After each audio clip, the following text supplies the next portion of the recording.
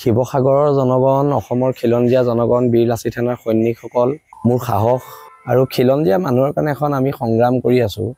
ইয়াত কোনো বাংলাদেশী মূলৰ মানুহৰ তুষ্টিকৰণ, সি লাগিলে হিন্দু বাংলাদেশী হওক, সি লাগিলে মুছলমান বাংলাদেশী হওক, কোনো ধৰণৰ বাংলাদেশী মূলৰ মানুহৰ তুষ্টিকৰণ যোনেই কৰিব সহ্য কৰা নহ'ব। সেইটো একদম স্পষ্ট কথা।